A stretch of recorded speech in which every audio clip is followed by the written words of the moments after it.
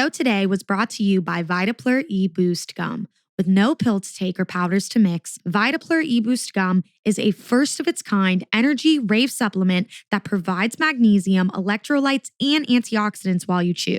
Vitapler is the perfect complement to my active lifestyle, whether it's at the festival, on the road touring, or hitting the gym. Chew Vitapler and dance with confidence. Use code LizzyJane for 10% off any order. Anita, thank you so much for joining me today. Yeah, thanks for having me. Yeah, I'm so glad I could have you on. Like recently moving to Denver, I was like, okay, I have to get a certain amount of people on here. The scene here is just like ever growing and so many people are like here, aspiring producers. It's definitely like a creative energy, but you definitely have to like stay focused. Yeah, definitely. I was born and raised here too, so I've just always been exposed to like the heavy bass music and just like how kind of alive this scene is. So it's definitely been like crazy just like being a fan within this scene and then like slowly becoming a producer and an artist. And I definitely think that doing it in somewhere where you started your project definitely sometimes is an uphill battle. Yeah. Because I'll say like one thing from moving from Tampa out to here is I do feel like there was a little bit of like a differentiation of like, hey, she's definitely not like all the time nationally touring, but she's not like a local here in the scene. Yeah, exactly. And like, I know wherever anybody starts, they're going to be a local. They're going to be a regional act that plays around there. But the flip side is I do feel like there's no other better place to be a local if you're in bass music than here in Denver. Exactly. I agree. I feel like it definitely is a very hard scene to break out of though, just because there is so many different artists here and they're like working extremely hard. It's been extremely hard for me to like, you know, bust into other like states and like start getting those out of state bookings and stuff.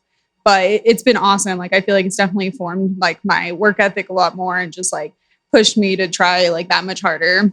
Absolutely. And not only that, it's just like also being a woman, also fighting to get your way up, also like the differentiation and the all-time conversation between DJs and like producers. Yeah. And kind of Denver's very similar to Florida where I feel like it's such a big market that like you can get stuck. Like if I wanted to play in Florida, in Miami, Orlando, Jacksonville, Gainesville, Tampa for the rest of my life, I could. Totally. And I do feel like you could do that here in Denver just because there's so many shows every night. Yeah, exactly. No, I definitely feel like I was getting kind of stuck in that cycle of like, I was playing like 3 or 4 local shows a week or like at least like 3 a month. And it was just like, you know, it always has to be a new set. And it's like very distracting just because like it was taking away a lot of time of my production. I just felt like I was always having to like one up my last set and like kind of, you know, like impress the crowd just because like there are people that know me. They've seen me play a bunch of times. So I totally understand that. And it's so much of just what you just said in the facet of I played the residency game where I played at the same place every week to the same crowd of people for like two to 3 years. And when I started there, like I feel like most locals or local DJs start, they don't have like a huge discography or they're not coming to the plate with like this crazy knowledge of production and the skill set. And it was like this battle of upping your set from last week or upping your set from the last show because you know that as you're building your following, like in the local scene, a lot of the same people are coming to see you. Totally. So it definitely kind of contradicts the effort and time that it takes into putting into production because, I mean, I feel like Blank, when I sat down with him, explained this really well, where he said, you know, obviously production takes so much longer to hone that craft, to hone the skill set, to develop your sound and like build a discography of like solid tracks.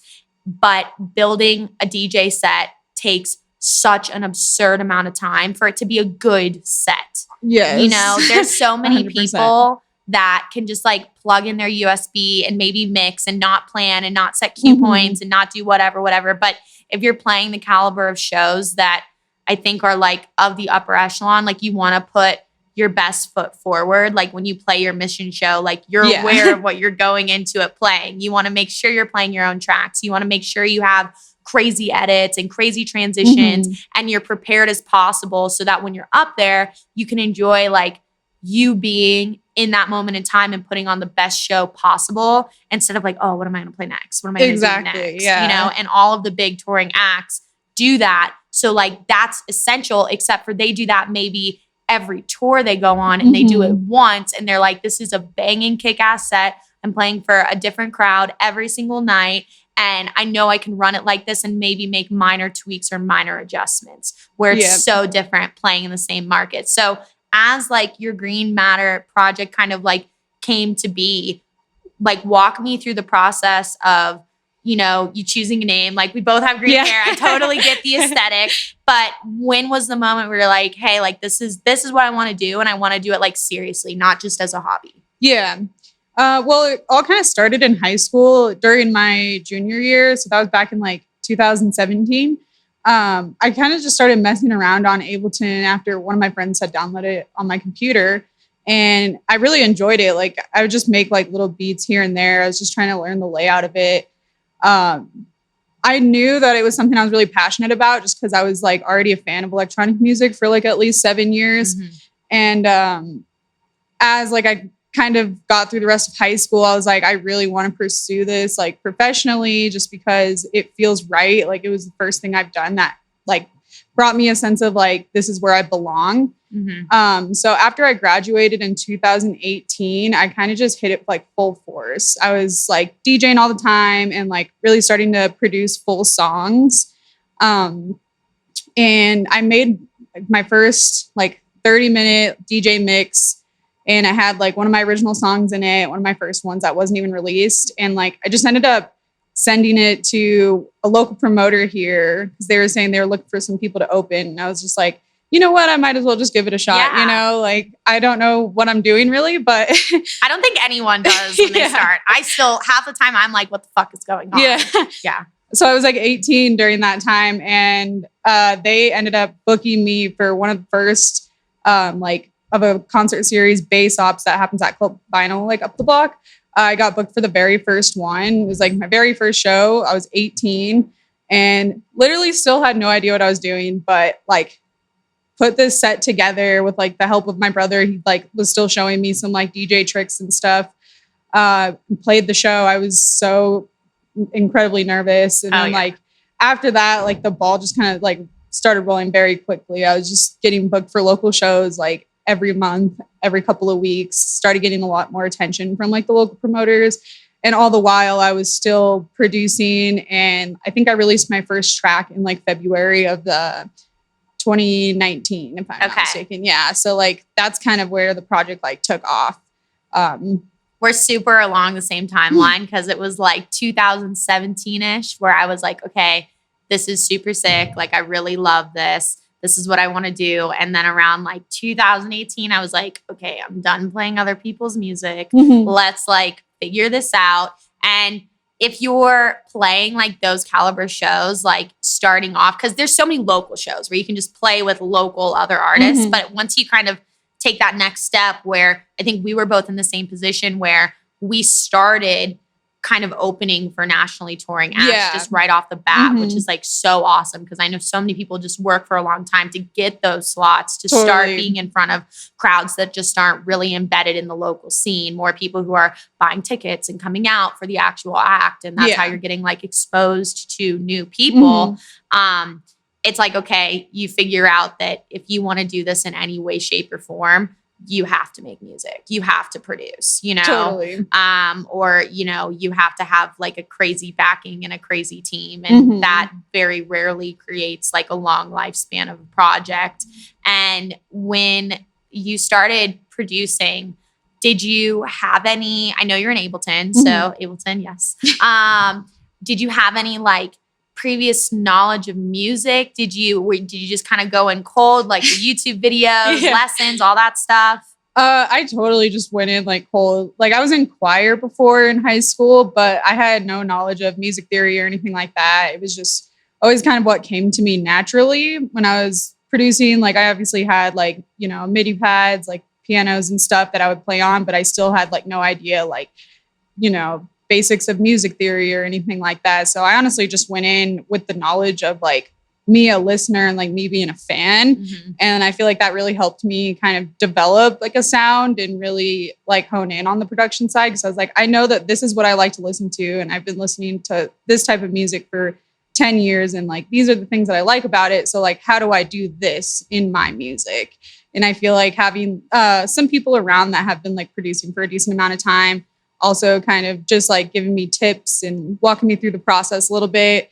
I feel like I surpassed like a lot of people around me's like level pretty quickly just because it really made sense and clicked to me. But yeah, just basically no knowledge, just went in with the love of music. That's amazing. Yeah. And I mean, it's also like, it's so much of what you're consuming as well. Because when I work with people who are just starting out, so much of it is like study the types of subgenres of electronic dance music that you love. Like learn the structure, learn, you know, if this is an 8-bar, a 16-bar break, learn how these drops are focused as far as like call and response of flows and all of that stuff.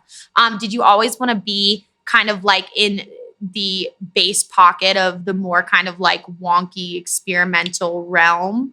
Yeah, definitely. That was like some of my favorite music, and it's just kind of stuck with me throughout like the last decade of me being a fan. I've just always like gravitated towards that music. Like I honestly love like all genres of bass music, but that just felt like it represented me and like my personality most. Yes.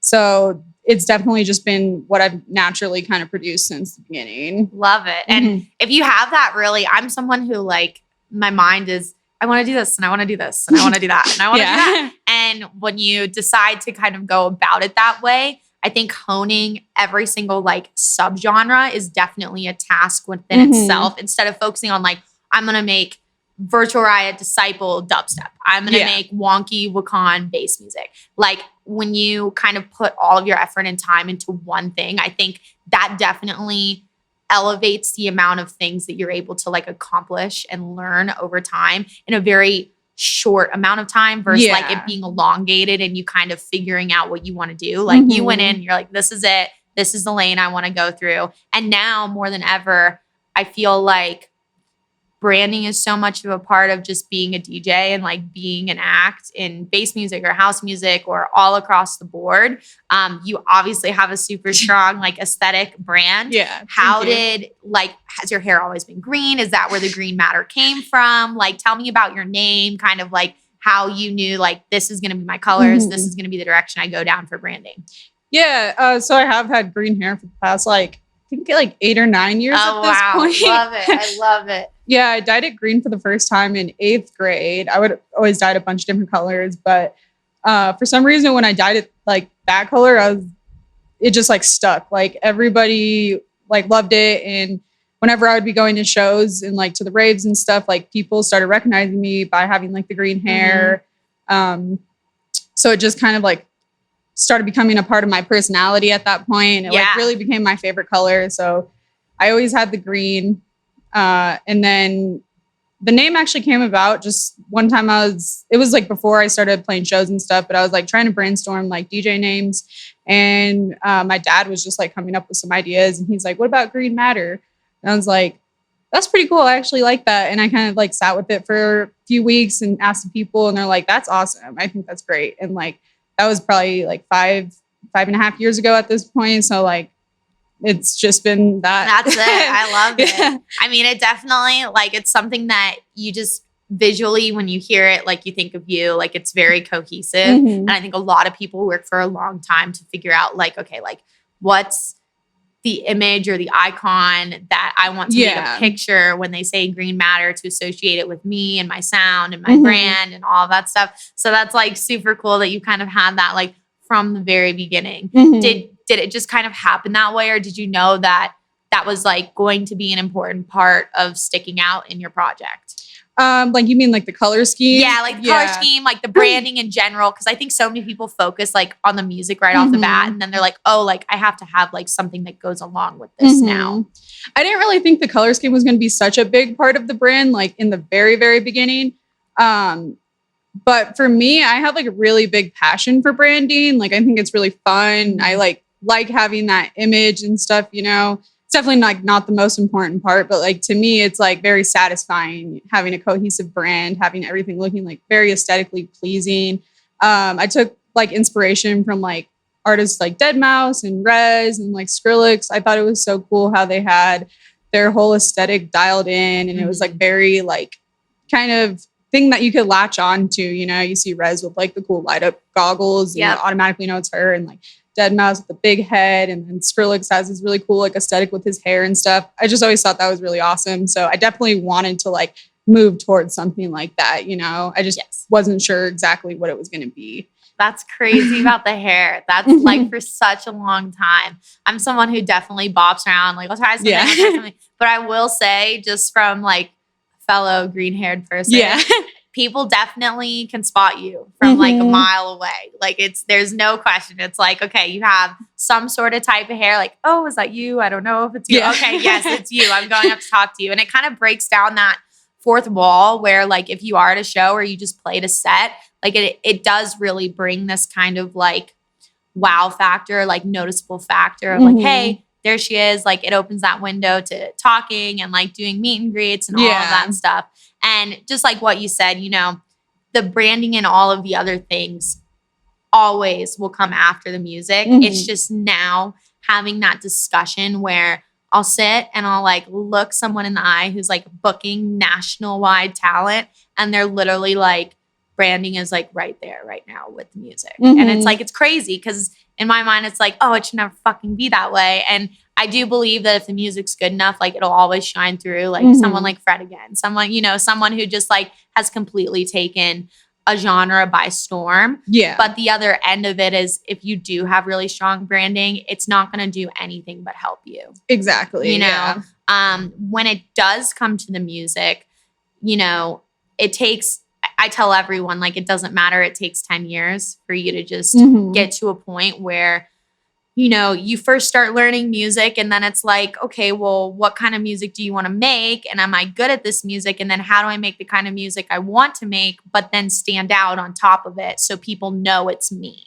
So people know it's, you know, Green Matters music or Lizzy Jane's music. And it's like, whether it's having a vocal or a sample or something like that, when you go into your creative process, like walk me through it. Is it different every time? Is there something that you kind of like start with, like reference tracks or samples or something like that?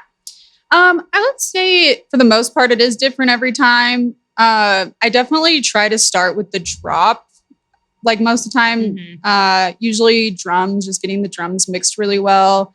And then trying to write some type of melody for the drop. Usually use really powerful like bass lines. I have like a lot of my, you know, synths that I use. I usually just stick with the same, like probably 10 of them and make variations of them. That's how I kind of establish like the signature sound. It's just consistently like evolving those sounds, but like not straying too far away. Yeah.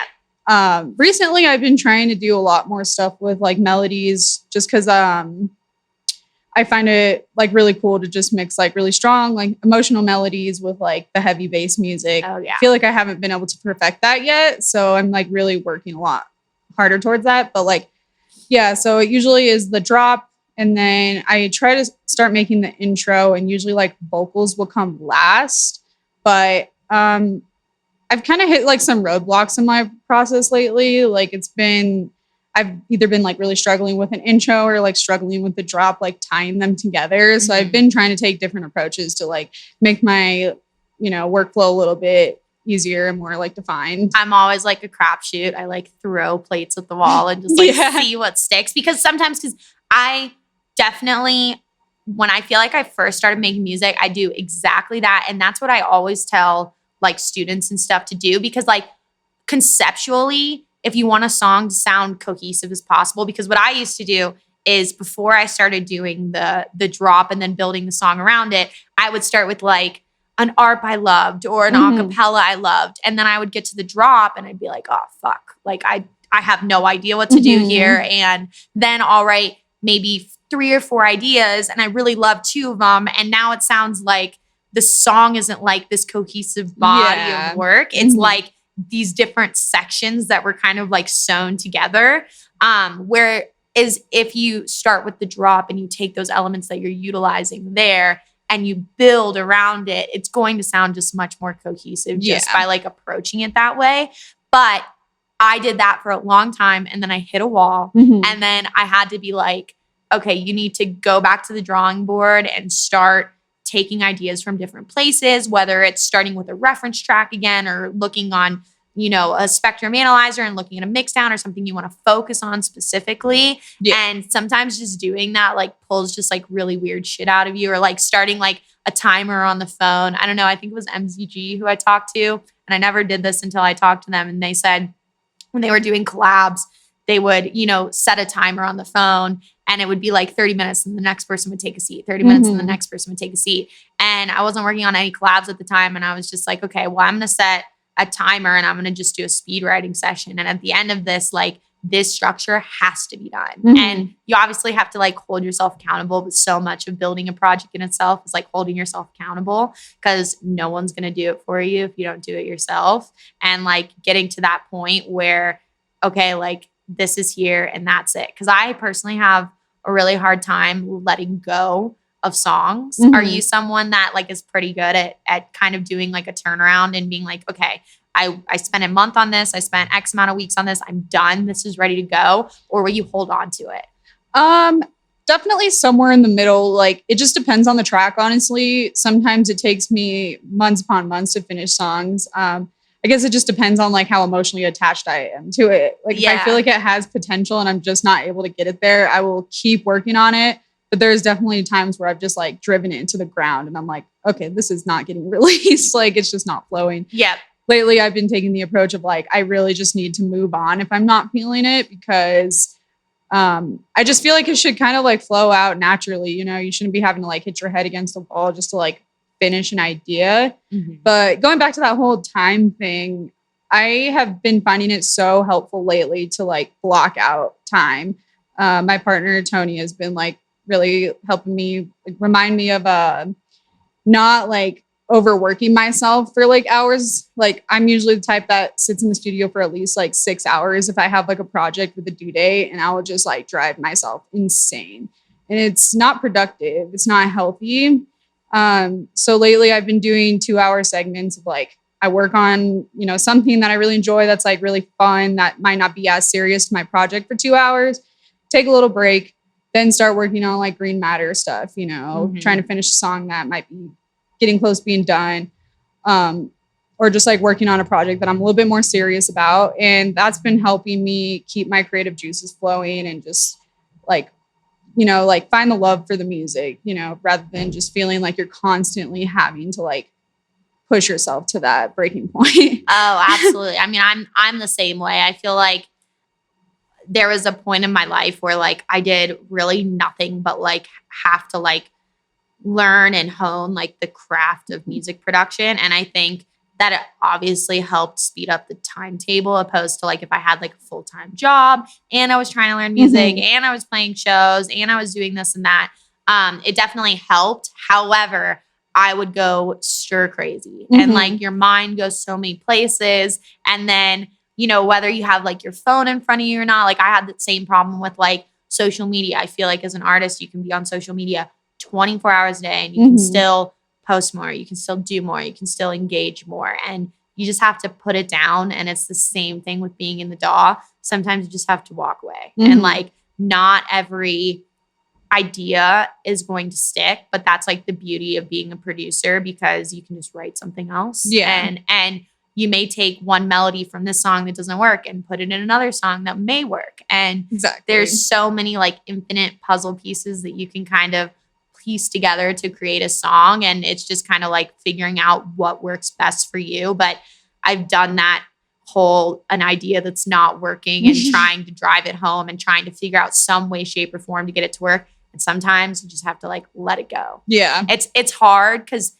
you invest so much time into it. And especially when you're like building a project, and like I know a lot of like up and coming acts kind of have like jobs on the side, or they do another form of, you know, things to gain income to put back into the project. You have to like time batch so well. And when you spend 10 or 20 hours on something that you're like, this just isn't working. It's like hard to be like, okay, I got to let you go kind of thing. Cause you've invested so much time, but that's just like part of the journey of learning and getting better. And now like you've gone from, being more so like a local kind of coming up here where I know you still do play regional shows, but they're at like Mission and it's not like a regional booking. It's like a big booking. Yeah. You were at Mission last week with Dirt Monkey and Jansen. And how was that show? Oh my gosh. It was amazing. Like, yeah. It was probably one of my favorite shows I've ever played. Mission is definitely my favorite venue. And also Dirt Monkey and Jansen have been a huge inspiration for me and my project for the entire time. And I've also been fans of them for like 10 years at this point. Yeah. So it's been crazy, like getting that recognition from them and having them like ask me to be a part of the show and stuff. But the show itself was like amazing. Like there was so much support from the local scene. Like so many people showed up to see me. Like the energy was kind of like unmatched. Like I just was like looking into the crowd during the set, catching eye contact with people and just having people like scream and like blow me little hearts and everything. No, it's such a cool feeling. Yeah, it was amazing. It's my favorite show for sure. Definitely. And Mission is just such a beautiful venue that I feel like anyone who lives here or anyone who doesn't live here. I mean, I remember being in Tampa and it was like, Mission is the place to play in Denver kind of thing. If you're not at Red Rocks, you want to be at Mission. And it's just such like, it's almost like, it definitely is a music venue, but it's like on that verge of being more stadium-ish than like a square on square kind of like 1,000-cap music venue. It looks so big too. Like I just sometimes don't believe the capacity is 4,000 because I'm like, it looks so much bigger than that. It's the same thing this past weekend at the Armory. I was like, it looks like there's like fucking 15,000 people here. And they're like, no, it's like an 8,000 cap venue. And I'm like, no, it's not. No, it's not. Because they just like, the perspective of people is just so crazy. But then when you see it on photos, it makes it look even bigger than it actually is in addition to that. So you're like, holy shit, that's crazy. But it's just, I was talking to my manager, Kyle, after the show, and it's like you literally play 3 or 4 club shows in one night. And you just have so many people there. And everyone, I feel like at Mission, they're there for like the music. It's not like a free guest list night or like an RSVP ticket. And as like an upcoming act, like you do have to play a lot of those. Like you do have to open for a lot of acts that are playing those free guest lists or RSVP shows. But if you're at Mission, they spent like hard-earned money on tickets to be there and they're like ready to rock and roll. So I feel like that's just like such a cool experience to play there. And then also you did Lost Lands and Bass Canyon this past summer. How were those? What was did you like Lost Lands more or Bass Canyon more? I have to ask. They're different. I know they're way different, but just out of like a curiosity based on like your personal set. I think there was definitely like things I liked about both of them, but I'm probably gonna have to go with Bass Canyon just because how beautiful the venue was. And that was also my first Excision event, and that was like my first festival, I think, too, other than Decadence. So it was amazing. Like I got to play during the pre-party as well. It was like the biggest crowd I played for, and it was just awesome. Like you were saying, the Excision team is just so professional and handles everything so smoothly and just there for anything that you need. They treated me excellent. I got to meet so many people. So that was definitely a vibe. Lost Lands was amazing too, though. Like I played at 3 a.m. I did not think there was going to be that many people there. Were you on the sound camps? Yeah, I was on the Subsidia stage. And like, it was actually pretty packed for that time. And I was like, this is crazy. I was getting very nervous and I just went and looked out and was like, oh no, there's people here. But it was awesome. I got to play at the pre-party for that too and play like one of my unreleased songs. And it was like an insane amount of people, like completely packed on the main stage. And I was like, this is unreal, honestly. Yeah. And they always like, the people who attend Lost Lands are like marathon runners. I swear to God. Totally. It's every year it gets one day longer. Like the pre-party's one day closer. Like I'm not gonna be surprised if this coming year it's like Monday to Sunday or like Tuesday to Sunday. Sure. Because they had like the Wednesday pre-party. That's where like my friend Vulcan and like Sam played, and like they had, I think, Wales played and all that stuff. And then Thursday was like the official pre-party. That was like the pre-party of the pre-party. And then that's where like everybody goes on stage and plays. And it seems like the sound camps took like a huge upgrade this year as far as like stages. Yeah, They looked absolutely insane. And same thing, I played on 2021 Sunday sound camp at I think 12 or 1. Thought no one was going to be there. I was like, everyone's going to be dead. They're going to be going. I'm thinking from like my perspective, if this was Sunday and I've been here for 5 days and Excision just finished his last set, I would be going back to my car, packing everything up and leaving. For real. And there were so many people there. And it's cool because I definitely feel like maybe potentially like Insomniac festivals or more so regular Disco Donnie festivals, it's a super kind of commercialized fest where you definitely have upcoming acts and there's definitely people who are tapped in.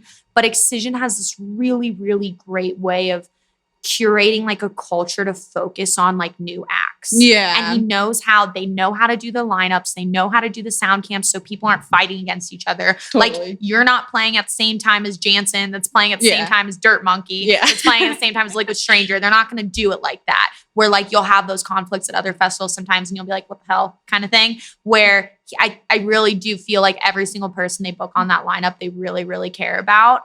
And going into that, you did win the like Excision Award, like the up and coming. What was it called? The Excision Based Music Initiative. That's what it was. I'm in my head. I'm like Excision, like Gold Star Award. Like, but that was like so cool to see so many women be focused on in that, which was so awesome. And how did that like feel? Were you just kind of like, hey, I'm just gonna apply just to do it, whatever. I may not get it, I may get it, but I'm sure there were hundreds, if not thousands of applicants. Like when you got the email or like your manager called you or however it happened, were you just like, holy shit? Oh my gosh. It like honestly like still feels unreal because like, so probably about a month before I found out that I had won, I had got booked for a really, really big show. And I was like, kind of like my breaking point of like, oh my gosh, like this is it. Like this is like when things are going to start happening, just after like years of hard work.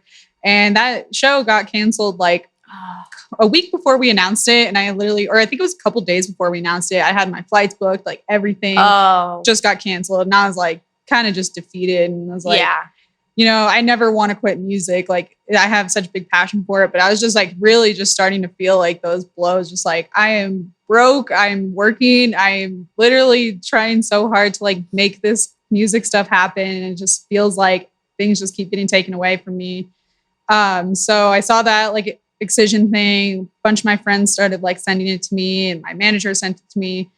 And I was like looking at like the qualifications, like, I actually feel like this could be something that I qualify for, you know? I was like, well, I'm not sure just because I know that my music really isn't like everybody's cup of tea, but I was like, Base Music Initiative. Yeah, for real. So I was like, you know what, I'll give it a shot. I spent like a lot of time on my application and like really went through all the questions, answering them like very, precise, put like 5 of my best songs there and waited. And then once they said that they were going to start announcing the winners, I was like, oh, darn, I bet they already know like who's picked and the winners probably already know who they are. It's like, it's okay. Like I didn't have my hopes too high, And then like, I'm just like going grocery shopping at the King Soopers. And like, I check my email probably like every 20 minutes or so. Yeah. I'm just like crazy about it. So I go and check my email. I just get the email saying that I'm a finalist. And I was like, oh my gosh. I was like, does this mean that I won? Because I know they said there was going to be 10 finalists. And I just like show my sister and we just like freak out like in the King Soopers. Yeah. Like, oh my God. And it like literally felt like unreal. Like I almost cried. So I was like, it's like a completely like life-changing thing, just aside from like it helping your like career in music, like the money, the financial. Like, exactly. Cause like, I've been struggling since I was a kid. Like I did not grow up. Like I grew up in a very like rough situation and it just kind of like has continued into my adulthood of just like living paycheck to paycheck and just trying to make rent and stuff while like trying to get this music career going. So that was like a huge, immense help. And just from there, like I've just had so much motivation to keep pushing towards my dream. It's just been a complete shift of attitude. It's just felt very like reassuring with all the hard work that I put in. That's amazing. I saw that. I was like so happy for you. I was so happy for Gabby. I was so happy for Jasmine. I was like, oh my God. Like I was like, they actually fucking did this right. Yeah. Like, let's go.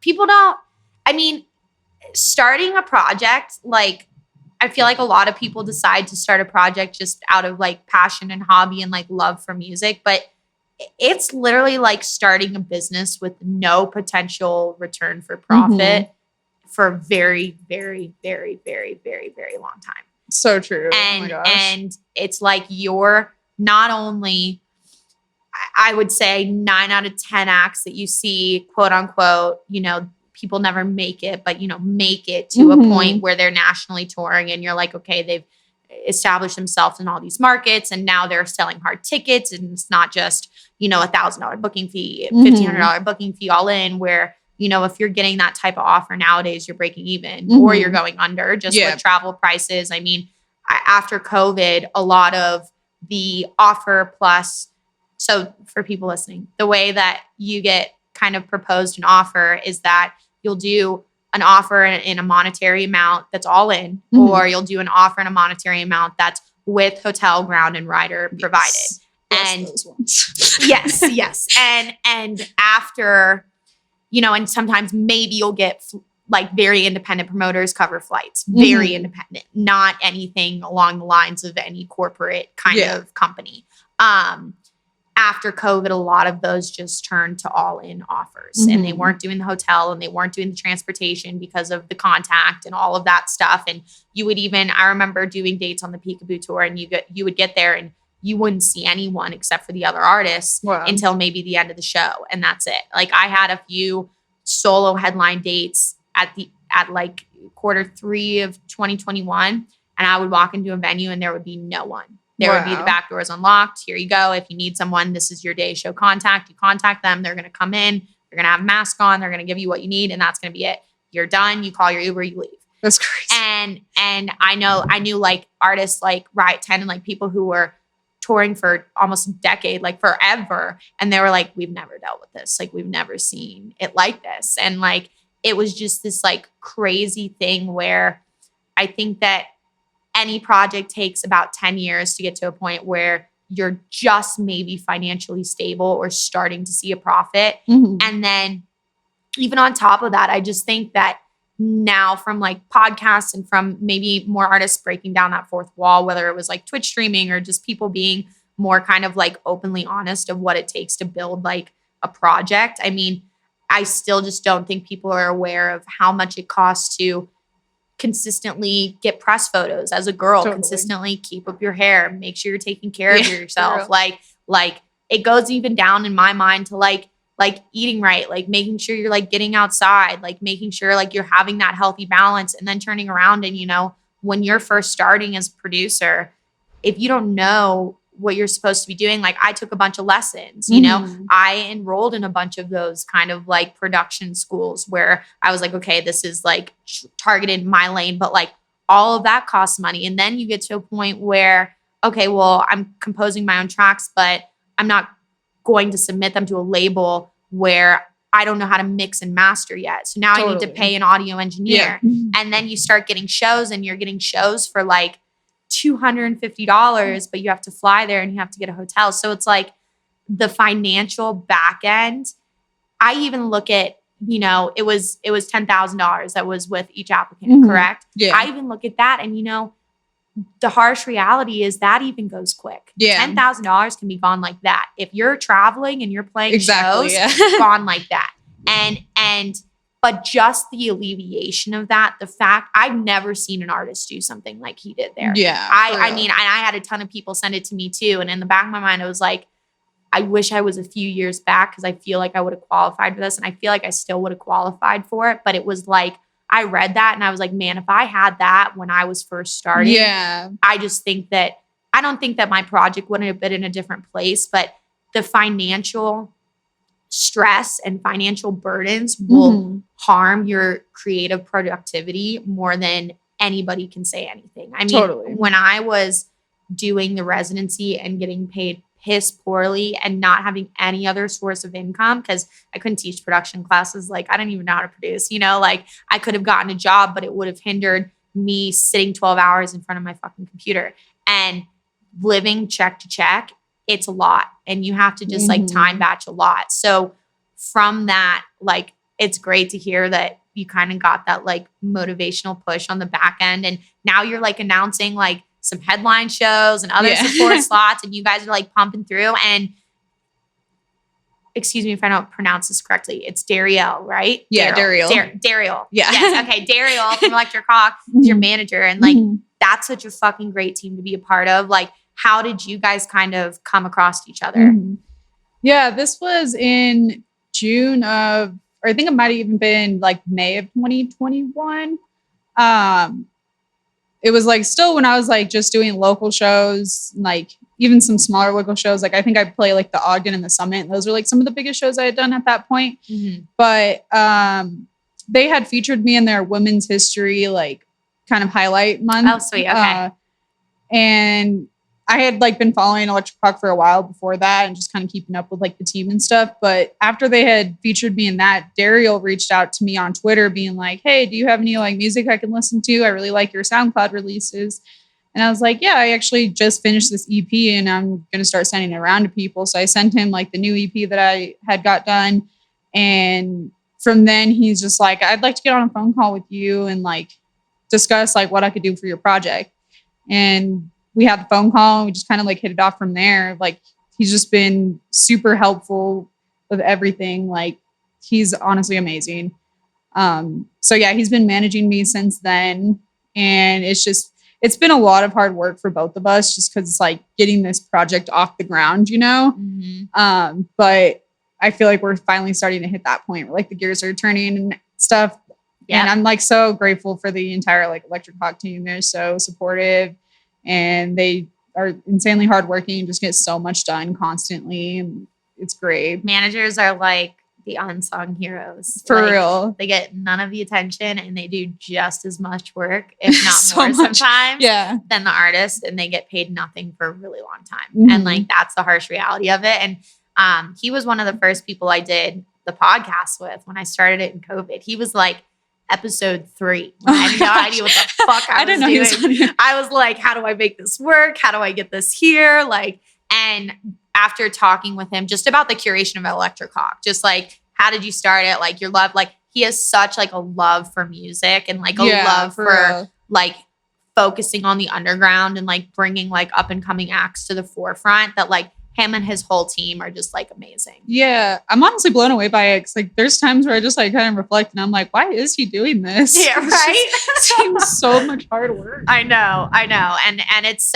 but once it starts to happen and you start to get those like wins after there's just, no matter who you are, there's always going to be so many more no's and like L's than wins and yeses, especially right off the bat. But then when you like start to see a project like yours kind of like take off the ground and you're like, holy shit, like we're getting offers here, like these tracks are getting signed, like all of these things are starting to correlate. That's when you just look back and you're like, okay, everything that's happened up until now was supposed to happen and I was supposed to learn this the hard way. And I think everyone kind of reflects on their journey of sometimes like, oh, like I wish I knew that then, I wish I knew X, Y, and Z now, but that's just a part of it. And everyone's journey is always going to be different too. So it's like, talking about mine versus talking about yours, like we've probably made a ton of different mistakes and a ton of different things that we've learned from, but now we like carry that experience forward. And it's always, I've seen the like whole like nepotism conversation on Twitter lately of like, oh, like these people are here because of like who they know and all of this stuff. And it's like, while that does happen,